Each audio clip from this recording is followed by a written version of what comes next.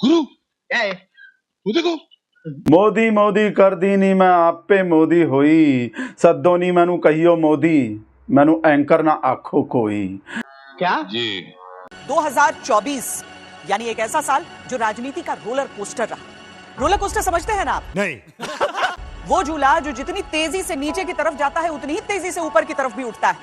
और राजनीति के इस रोलर कोस्टर साल के चैंपियन रहे प्रधानमंत्री नरेंद्र मोदी।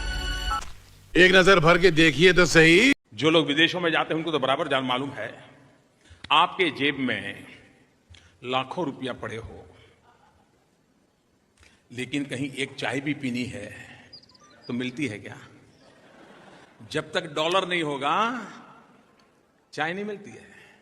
रुपया का डॉलर करना पड़ता है, रुपया का पाउंड करना पड़ता है। करना पड़ता है कि नहीं करना पड़ता है? अरे वो टैक्सी वाला भी कहेगा यार रुपया मेरे काम का क्या है भाई, ये तो कागज है, मेरे काम का क्या है, तुम डॉलर में लाओ।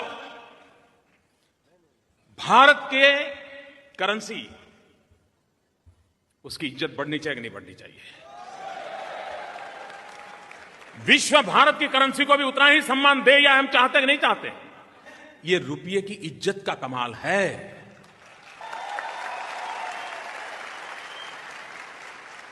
इसका कारण यह है कि पूरे विश्व में एक विश्वास पैदा हुआ है। अभी तक बहुत लोगों को पल्ले ही नहीं पड़ा है कि करके क्या आया मोदी। अब आज मैं समझा रहा हूं तो शायद चर्चा शुरू होगी। गुरु खड़े खड़े सपने में भीख मांगना शुरू कर दिया। दूसरा विषय है, कांग्रेस के लोग घोषणाएं कहे, वो उनको घोषणाएं करने का हक है, कौन रोकता है, लेकिन लोगों को भरोसा कैसे होगा? आप दिल्ली में सरकार है आपकी, आप एक आध काम तो करके दिखाइए। आप एक आध काम तो दिल्ली की सरकार करके दिखाएं। दिल्ली की सरकार ने कहा था 1 करोड़ लोगों को रोजगार देंगे, मिला क्या? उन्होंने कहा था हर परिवार में से एक व्यक्ति को रोजगार देंगे, मिला क्या? उन्होंने कहा था 100 दिन में महंगाई दूर करेंगे, महंगाई हटी क्या? तो झूठे वादों के प्रति लोग कैसे भरोसा करेंगे? आरोप, अच्छा एक और बड़ा मामला है, आप पर यह आरोप लगता है मोदी साहब कि आप रीजनल जो प्रादेशिक मुद्दा होता है, चुनाव वैसे ये गुजरात का है, लेकिन उस पर भी जो है आप निशाना कांग्रेस और प्रधानमंत्री को ही लगाते हैं, ऐसा क्यों? गुजरात का सम्मान, गुजरात को न्याय, इस पर आवाज उठाना ये मेरी जिम्मेवारी है, ये मेरा दायित्व है।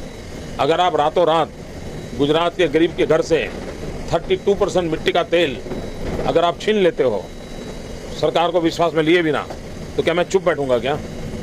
आप रातों रात 5 रुपया डीजल बढ़ा दोगे तो क्या गुजरात का किसान आवाज नहीं उठाएगा क्या?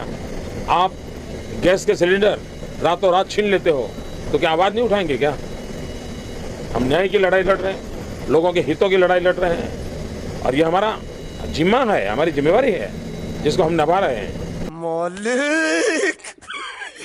अगली तस्वीर देखते हैं किसकी आती है। जहां भी काला धन पड़ा है, हम सरकार में आते ही एक टास्क फोर्स बनाएंगे, कानूनों में संशोधन करने की जरूरत होगी तो संशोधन करेंगे, नए कानून बनाने की आवश्यकता होगी तो नए कानून बनाएंगे।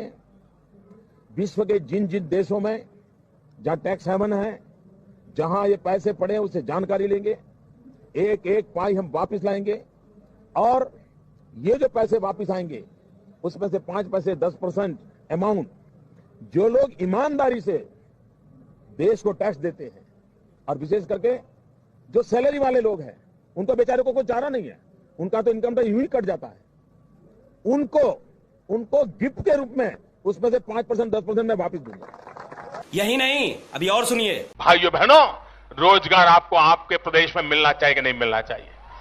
आपके इलाके में मिलना चाहिए कि नहीं मिलना चाहिए? बात तो सही है। नौजवान अपने ही इलाके में रोजगार कमाए ताकि शाम को अपने माँ बाप के पास जाकर के बैठ सके, माँ बाप के साथ सुख दुख बांट सके। उत्सव की तैयारी करो। रुको जरा, सब्र करो। A few moments later. ज्यादा करो, 90,000 करोड़ की ज्यादा करो। मेरे भाइयों बहनों, मैं आज वादा करता हूं, दिल्ली सरकार कान बराबर ठीक रख के सुन लीजिए। दिल्ली सरकार 1.25 लाख करोड़ रुपए का 1.25 लाख करोड़ रुपया बिहार का भाग्य बदलने के लिए 1.25 लाख करोड़ रुपया मेरे भाई बहुत मारा गया साहब, ऐसी निकम्मी सरकार हमें नहीं चाहिए जो अपने बच्चों को मारती है। क्या हुआ आपके साथ? बहुत मर गया। भाइयों बहनों, मैं हैरान हूं, आजकल मेरे ही देश में कुछ लोग मुझे गुनहगार कह रहे हैं। क्या मेरा यही गुनाह है